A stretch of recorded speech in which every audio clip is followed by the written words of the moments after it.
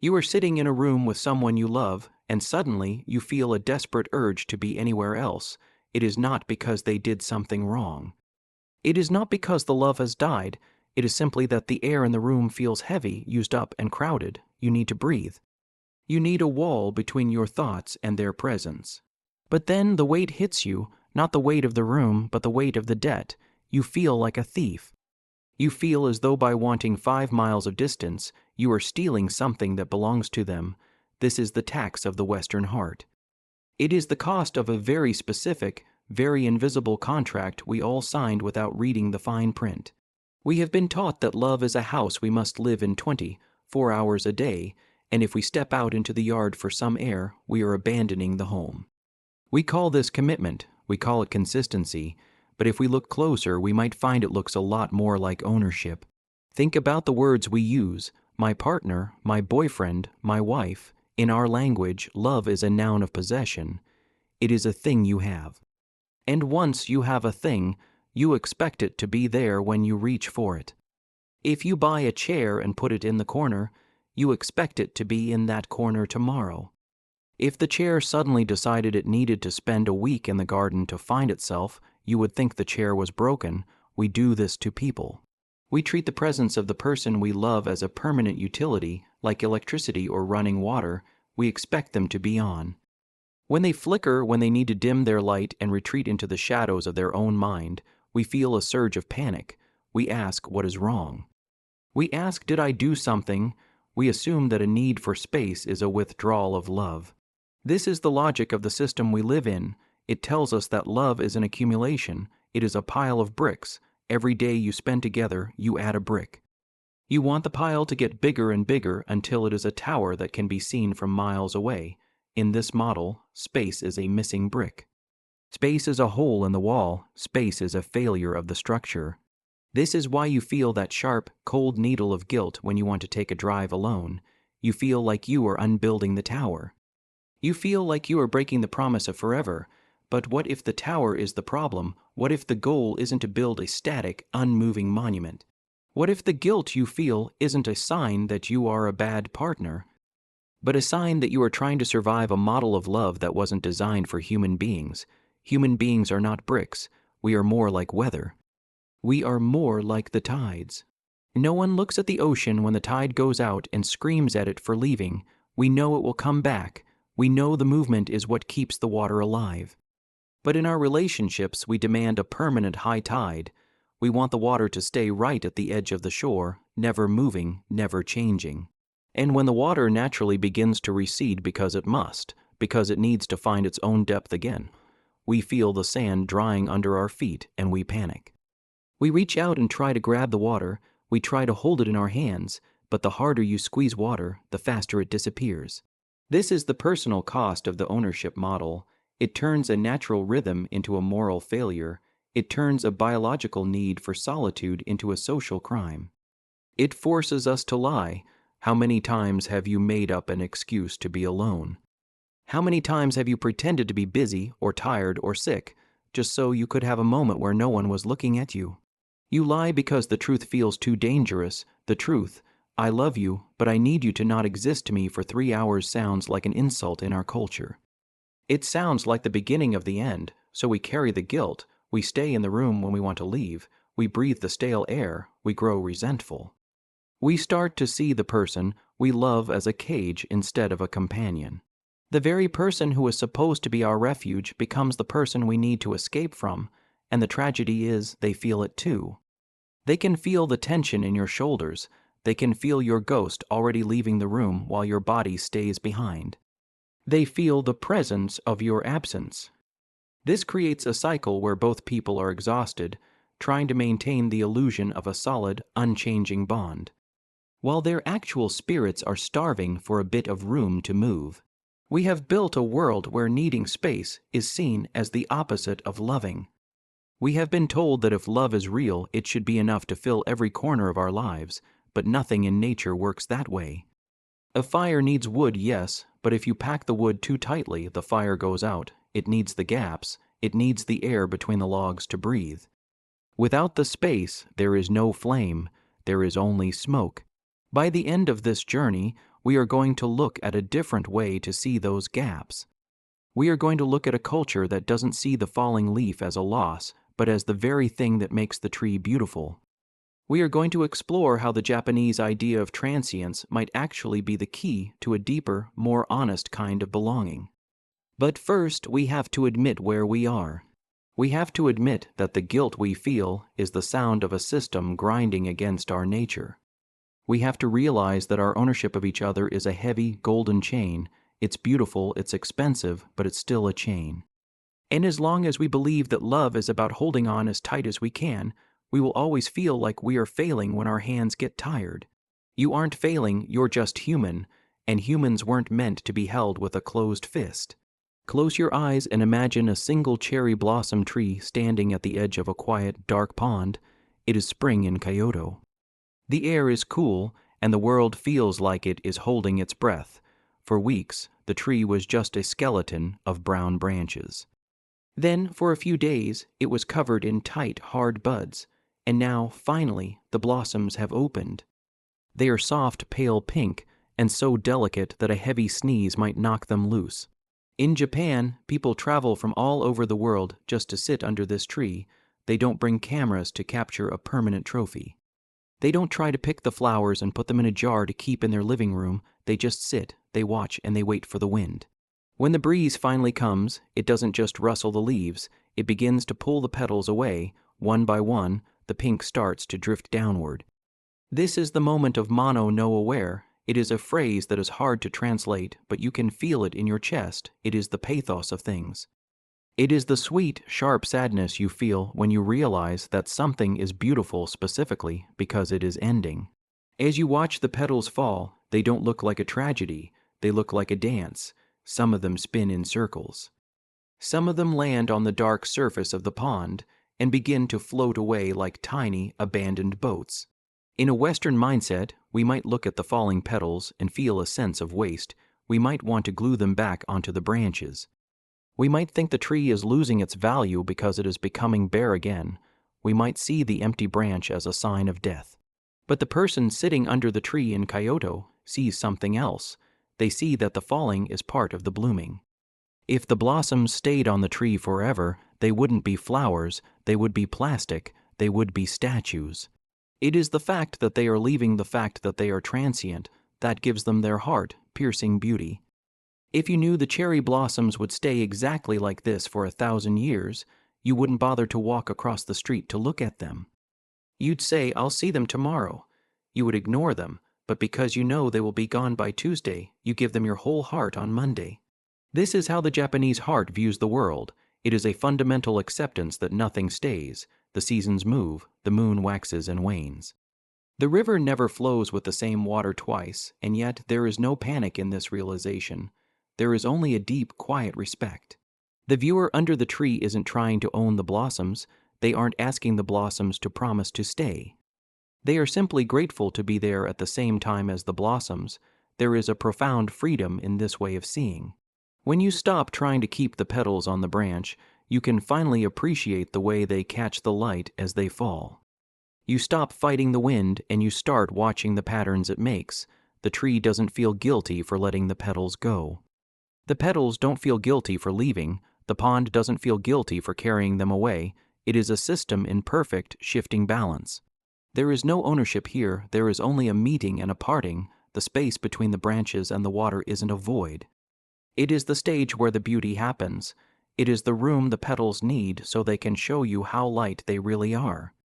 If the branch and the water were touching, there would be no room for the fall. There would be no dance. Just imagine that pink petal drifting, slowly, silently, through the cool spring air. It has left the safety of the tree, and it hasn't yet touched the surface of the water.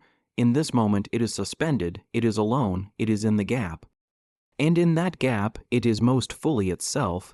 It is no longer just a part of a tree. It is a tiny, perfect universe of pink, moving through the world at its own pace. The person watching the petal doesn't try to catch it midair. They don't try to stop its journey. They let it be, they let it go. They understand that to love the flower is to love its movement, and to love its movement is to accept its disappearance. They stay until the last petal has touched the water and drifted out of sight, and then they stand up, they bow to the empty tree, and they walk home. They are not empty because the blossoms are gone, they are full because the blossoms were there.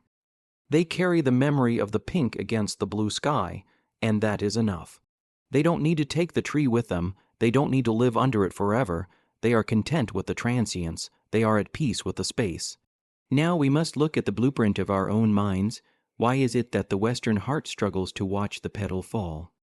Why do we feel the urge to catch it, to tape it back to the branch, or to own the tree itself? The answer is hidden in the very way we build our sentences.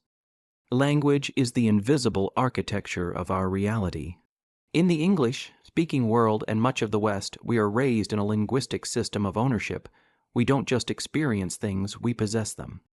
We say, I have a partner, I have a boyfriend, I have a wife. Notice the verb, have. It is the same verb we use for a car, a pair of shoes, or a sandwich. When you say you have something, you are stating a claim of control. You are saying that this object is a part of your inventory. And in the logic of inventory, items are not supposed to leave without permission. If your car decided to spend the weekend at a different house, you would call the police. This is because the car belongs to you. We have applied this same property logic to the people we love. This creates a system of love as property. In a property model, space is seen as a loss of value. If I own a plot of land and someone takes 10 feet of it, I have been robbed. If I have a partner and they take 3 days of emotional distance, the Western mind perceives this as a theft of time and a theft of intimacy. We feel cheated.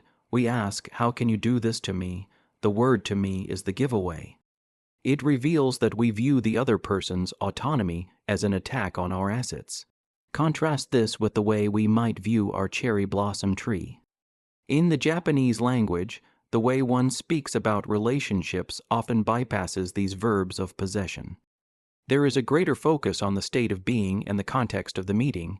You do not own the blossom, you are simply witnessing the blossom. This shift from ownership to witnessing changes everything. When you are a witness, you have no claim over the object. If the petal falls, it is not stealing itself from you because it was never yours to begin with. The petal is simply following its own nature. It is doing what petals do. By allowing the petal to be its own thing, separate from your needs, you are actually seeing it for the first time. In the Western property model, we don't see our partners, we see our expectations of them, we see the role they play in our life. We see them as a source of comfort, a co-parent, a lover, a roommate. They are like a Swiss Army knife of emotional needs, but a knife is a tool. A tool is a thing you own. When the tool doesn't work, when the person needs to step away and stop being your tool for a moment, you feel frustrated. You feel like the warranty has been breached. This leads to a terrifying systemic outcome, the bureaucracy of intimacy.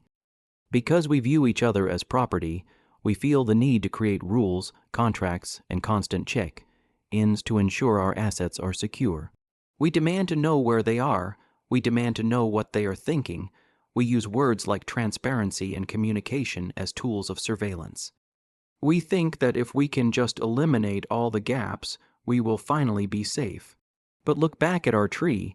If you were to pack 1,000 cherry blossoms into a small glass box so that there was no space between them, what would you have? You wouldn't have a beautiful scene. You would have a pile of decaying organic matter. You would have rot. The beauty of the tree requires the air. It requires the distance between the branches. It requires the fact that most of the tree is actually empty space. In our relationships, we are terrified of the empty space. We see a quiet evening where 2 people are in different rooms as a symptom of a problem. We see a partner going on a solo trip as a threat to the forever promise. We have been conditioned to believe that closeness is measured by the lack of distance. But this is a mathematical error. Closeness is not the absence of space. Closeness is the quality of the connection that jumps across the space. Think of a spark. For a spark to exist, there must be 2 separate points and a gap between them. If the 2 points are touching, there is no spark. There is only a dead circuit. By trying to own the other person, by trying to eliminate the space, we are accidentally killing the very spark that brought us together in the first place. This is why you feel the guilt. The guilt is a social pressure designed to keep you from leaving the circuit. It is a mechanism of the property model. It says if you move away, you are breaking the thing. But the epistemic reality is the opposite. If you never move away, there is no you left to do the loving. You become a blurred extension of the other person. You become a piece of furniture in their house, and no one has ever truly, deeply fallen in love with a sofa. To love someone, you must be able to see them, and to see someone, they must be standing some distance away from you. We have traded the beauty of the falling petal for the security of the plastic flower. We have chosen a love that is safe because it is owned, but we find ourselves starving for the fresh air that only exists in the gaps. We are trapped in a civilization-wide habit of grasping. We grasp at the blossoms, we grasp at our children, we grasp at our partners, and we wonder why our hands are so tired. We wonder why the things we hold so tightly always seem to wither.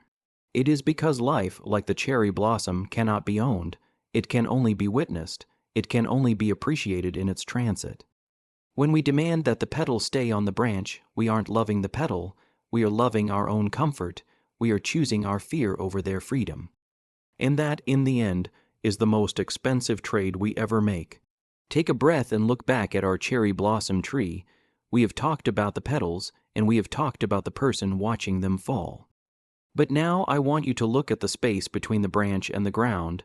In the West, we usually think of space as nothing. We think of it as a vacuum, an empty gap, or a distance to be closed. We see space as the thing that separates us. But in Japan, there is a word for this space that changes everything. The word is ma. Ma is not nothingness. Ma is a structural element. It is the negative space that gives the positive objects their meaning. Think of a cup. Is the cup the clay, or is the cup the empty space inside the clay that allows it to hold tea? Without the empty space, it is just a lump of dirt. Think of a song. If a pianist played every single note at the exact same time, it wouldn't be music, it would be noise. The music only exists because of the silence between the notes. That silence is ma. Now let's bring this back to the cherry blossom. When a petal leaves the branch and begins its slow, zigzagging journey to the pond, it is entering the ma. If the tree were so crowded with blossoms that there was no room to move, the petal couldn't dance, it would just be stuck. The space isn't what separates the petal from the tree. The space is what allows the petal to be beautiful. This is the integration we have been searching for. The need for space in a relationship is not a withdrawal from the bond, it is the creation of ma. It is the active building of the room required for the relationship to actually be seen. In our Western ownership model, we are terrified of the gap. We feel that if we aren't constantly touching, talking, or texting, the relationship is evaporating. We see the gap as a threat to our possession. But through the lens of ma, the gap is the very thing that makes the connection possible. Imagine two people standing so close together that their noses are touching. They are as close as physically possible, but can they see each other? No. All they see is a blur of skin and hair. They have lost the perspective required to appreciate the other person's face.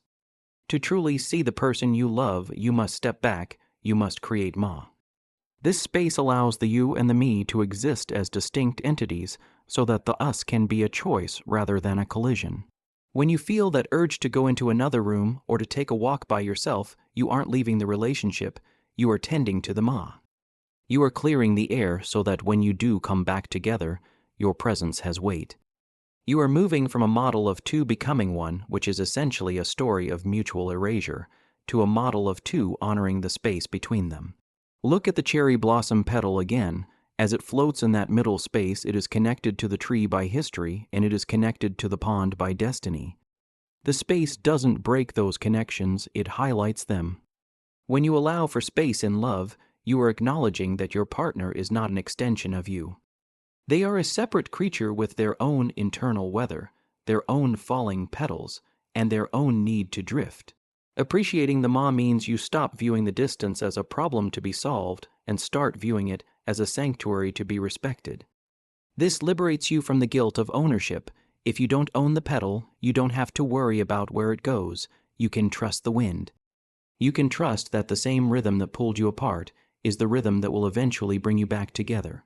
In the Western model, we try to use words to fill every silence. We explain, we justify, we apologize for our needs. We try to use language to build a bridge across the gap, but Ma teaches us that the gap itself is the bridge.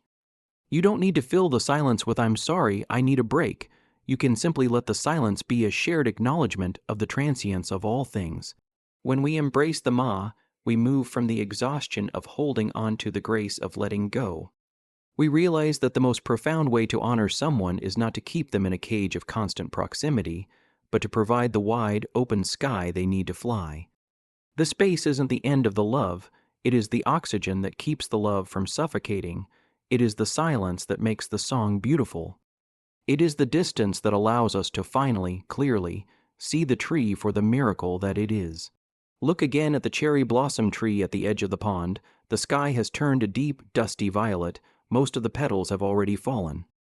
The branches that were once heavy with pink are now starting to look thin and skeletal again. In the Western heart, this is the moment where the fear starts to crawl in. We look at the thinning branches and we don't see a tree in transition. We see a tree that is dying. We see the end of the magic. We start to wonder if we did something to drive the blossoms away. In a relationship, this is the fear of the fade. It is that cold, sinking feeling you get when the initial fire of a connection starts to settle into embers. Maybe the long, late-night conversations have been replaced by comfortable silences. Maybe the desperate need to be in each other's pockets has softened into a need for separate hobbies. In our culture, we are taught to panic at this stage. We think that if the intensity is fading, the love is failing. We look at our partner as they sit on the other side of the couch, lost in a book, and we feel a sudden, sharp distance. We think they are slipping away. We try to grab them. We try to force a deep conversation to bring the blossoms back. We try to stir the water of the pond to see the petals dance again. But all we do is muddy the water. Consider the person sitting on the bench by the Kyoto pond. They are watching the very last petal cling to a high branch. They know that when that petal falls, the show is over for the year, but they aren't crying. They aren't begging the tree to bloom again out of season. They understand that the fade is not a mistake. It is the honesty of the tree. A tree that bloomed forever would be exhausting. It would be a lie. There is a specific kind of beauty in the bare branch. In Japan, this is sometimes linked to wabi-sabi, the appreciation of the imperfect, the impermanent, and the incomplete. When the blossoms are gone, you can finally see the true shape of the wood. You can see the twists in the trunk that grew through hard winters. You can see the strength that was hidden behind the pretty pink veil. When the high tide of a relationship recedes, it isn't an abandonment. It is an invitation to see what lies beneath the surface. If you are always demanding the blossoms, you are only loving the easiest part of the person. You are loving the decoration. To love the bare branch is a much deeper kind of devotion. It is the ability to sit in the quiet, gray space of the fade and realize that the connection hasn't disappeared. It has simply changed its state. It has moved from the air into the roots.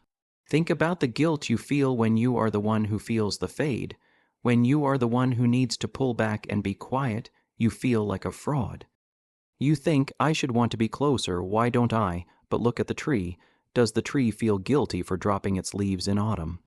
Does it apologize to the birds for no longer providing a thick canopy? No. The tree knows that it must pull its energy inward to survive the winter. It must become quiet so it can grow new buds in the dark. Your need for space is your soul's way of wintering. It is the mechanism that prevents you from burning out. If you forced yourself to stay in full bloom all year long, you would shatter. The fade is your protection. It is the silence that allows the next song to be written. The person who truly understands mono no aware doesn't fear the distance because they know the distance is what gives the return its power. They know that the petal on the water is just as beautiful as the petal on the branch. It is just a different part of the story. When we stop being afraid of the cooling flame, we stop suffocating it with our anxiety. We let the fire breathe. We let the branches be bare. And in that honesty, we find a peace that forever could never give us. We realize that the most beautiful thing about the cherry blossom isn't that it stays, but that it was here at all. We learn to hold the memory as a gift rather than holding the person as a prisoner. Why do we feel the need to explain the space? When we want to be alone, why do we feel the urge to write a 3-page letter or have a 4-hour talk about why we are going to the other room?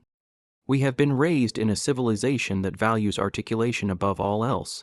In the West, we believe that if a thing is not spoken, it is not real.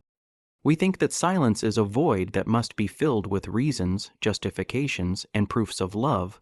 We use words like a safety net. We think that if we can just explain our need for space clearly enough, the other person won't feel hurt. But notice what happens. The more you explain, the more you defend. The more you defend, the more it sounds like there is something wrong. By trying to talk our way out of the guilt, we often create more of it. We turn a simple biological rhythm into a complex legal case. Now look back at the cherry blossom tree and the person sitting beneath it. There is no conversation happening here. The tree does not explain to the wind why it is letting go of the pink petals. The person does not ask the pond why it is carrying the blossoms away. There is a profound efficiency in this silence. In Japanese culture, there is a deep respect for high-context communication. This is the idea that the most important things are often the things that are not said. It is the ability to read the air. When two people are in a state of mono-no-aware, they do not need to negotiate the space. They understand that the space is part of the cycle. They understand that today is a day for the falling, and tomorrow may be a day for the bare branch. Because they do not view each other as property, they do not feel the need to file a report every time they move an inch away.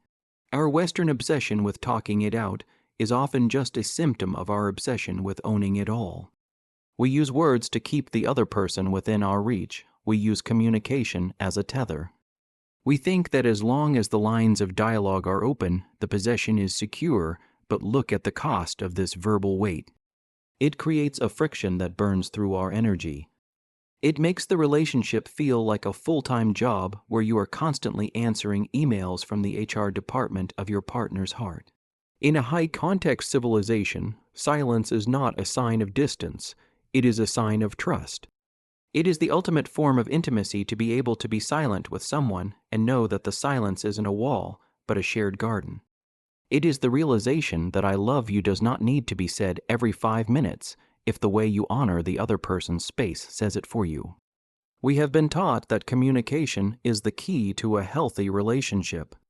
But we have forgotten that communication includes the comma and the period, not just the words. The space is the punctuation of love. Without it, the sentence has no meaning. When you demand that your partner explain their silence, you are essentially asking them to destroy the ma. You are asking them to take the quiet, sacred air between the branches and fill it with noise. This is the linguistic cost of ownership. It robs us of the ability to simply be. It forces us to perform our love through a constant stream of data. But the most profound connections on this planet do not happen through data, they happen through presence. And presence is often felt most strongly when words are absent. Think of the pedal hitting the water. It doesn't make a sound, it doesn't need to. The ripples tell the whole story. If we could learn to trust the ripples, we wouldn't need to shout from the shore. We could let the distance exist without calling it a problem. We could let the silence stand without calling it a secret. We could move through the world like the wind through the cherry blossoms, present, powerful, and completely free of the need to justify why we are moving in a different direction. By letting go of the need to verbalize every gap, we liberate our relationships from the burden of constant proof. We move from a love that is a contract to a love that is a poem. And a poem, like a cherry blossom, is best understood when you stop trying to take it apart and simply let it land. Look one last time at the cherry blossom tree. The ground is now a carpet of pink, and the branches are completely bare. The pond is still. The person on the bench is gone.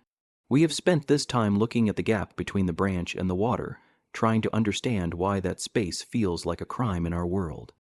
We have dissected the language of ownership and the architecture of the void, and now you are left with a choice that no one can make for you. You are standing in your own life, feeling that familiar, rising urge to step away, to find your own air, to be a single petal in the wind. On one side, you have the comfort of the cage. You have the forever promise, the constant check-ins, the safety of being owned and owning in return. It is a heavy, warm blanket, but it is starting to feel like a shroud. It is a system that promises you will never be alone, but the price is that you can never truly be yourself. On the other side, there is the open air of no-aware. There is the terrifying beauty of transience. It is a world where nothing is owned, where every meeting is a miracle because it is also a parting. It is a life lived with an open palm. But do not be fooled, this path is not easy. To embrace the space is to embrace the risk that the petal might not come back. To honor the Ma is to accept that you cannot control the wind. You have been taught to believe that the opposite of love is distance, but the truth we have uncovered is far more demanding. The opposite of love is not distance, it is possession. And the more you try to possess, the less you actually have. So you sit there with the person you love, and the silence begins to grow. In the old world, you would fill it with a lie. You would reach out and grab their hand just to make sure they are still there. You would apologize for the quiet, but now you know what that silence is. It is the tree breathing. It is the space required for the dance. The question is no longer, why do I feel guilty for needing space? The question is, am I brave enough to let the petal fall? If you stop reaching, if you stop explaining, if you stop holding on with everything you have, what is left? If you take away the contracts and the property rights and the verbal tethers, what remains between you? For many of us, that is the most frightening thought of all. We are afraid that if we let go, there will be nothing but empty air. We are afraid that the space isn't a bridge, but an abyss. And so you are left at the edge of the pond. The wind is picking up. You can feel the pull of your own nature, that deep biological necessity to drift, to find your own depth, to be quiet and separate. You can see the bare branch, and you can see the deep water. You know now that the space is where the beauty lives. You know that the fade is the only thing that makes the bloom real, but knowing it and living it are two different things. You are standing in the gap between the civilization you were born into and the nature you were born with. The guilt is still there, humming in your blood like a low-voltage wire. The fear of being lost is still there. And the person across the room is still there, waiting for you to say something, waiting for you to close the distance, waiting for you to prove that you belong to them. The air is cold, the tree is empty, the water is waiting, and the wind does not care about your promises.